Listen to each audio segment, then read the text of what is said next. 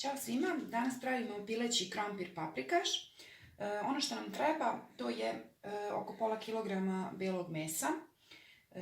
Treba nam ulja, od začina imamo jednu malu kašikicu vegete, pola kašikice soli i aleve paprike će nam trebati malo. Ovdje imam jedan paradajz, mrkvu, jednu glavicu crvenog luka i 2 krompira. Pa možemo prvo početi tako što ćemo da iseckamo piletinu na kockice.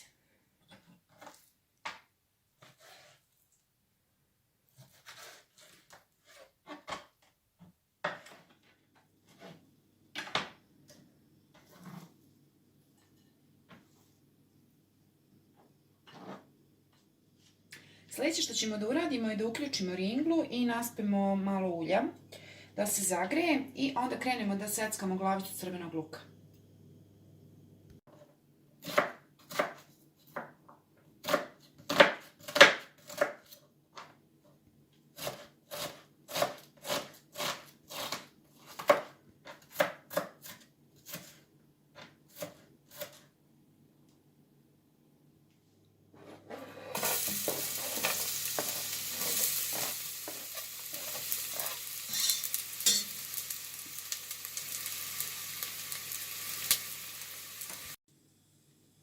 Uz delicu vrele vode ubacimo paradajz da omekša, jer ćemo njega da izdinstamo u čorbici sa lukom i piletinom, a onda možemo da stavimo piletinu u šerpicu.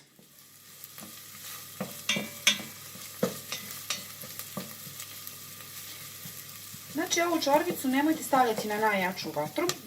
Ako je najjača trojka, ja sam stavila na dvojku. Luk se fino izdinstao i možemo da stavimo i piletinu. I ostavimo ovako da se prvo izdinsta u luku, otprilike nekih 10 minuta. I naravno možemo da poklopimo. Dok se luk dinsta sa piletinom, mi možemo da iseckamo i ovu šargarepu, također na kockice.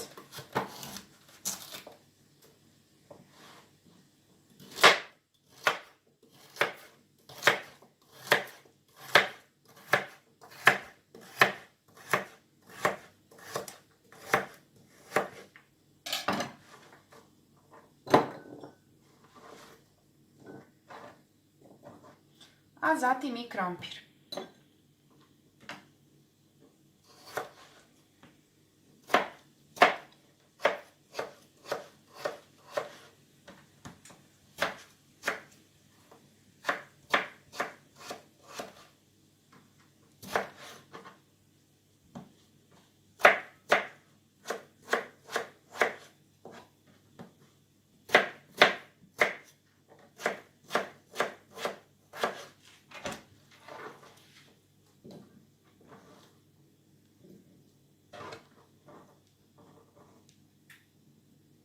Ne zaboravite da promiješate piletinu sa lukom koji se dinstaju.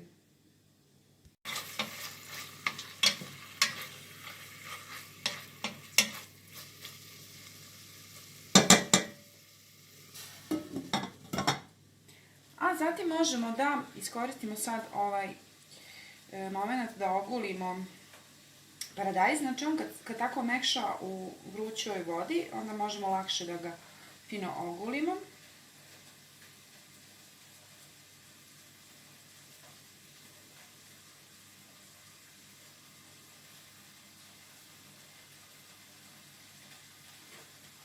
I isečemo također.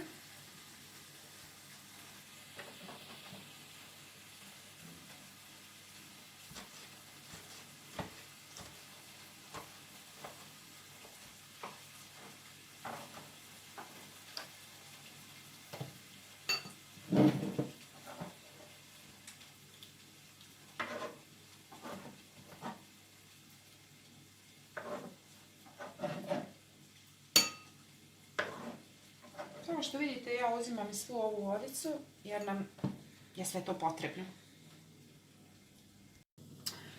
Sad, piletina se lagano prodinstala. Tako da sad možemo da ubacimo i paradajz. pomešamo.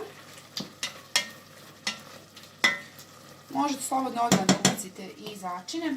Ja ću za početak prvo da ubacim vegetu. Pomešam.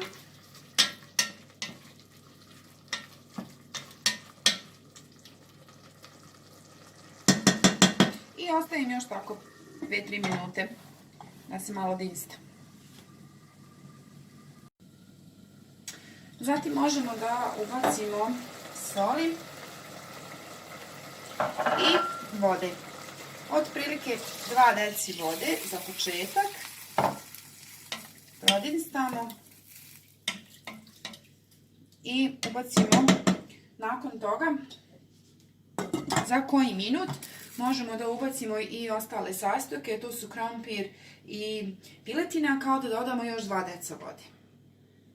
Sada ćemo da dodamo krompir i šargarepu. I u to ćemo da dodamo još vode.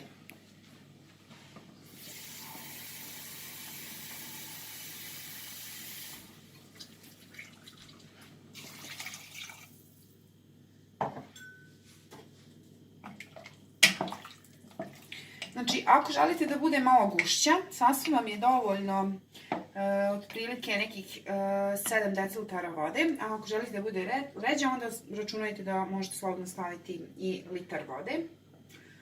Sada ćemo da poklopimo i ostavimo da se kuva otprilike nekih 20 minuta. Čorbica je skoro gotova, možemo da ubacimo i malo crvene paprike, otprilike pola kašikice. I evo vidite, to je to, super izgleda i preukusno je naravno.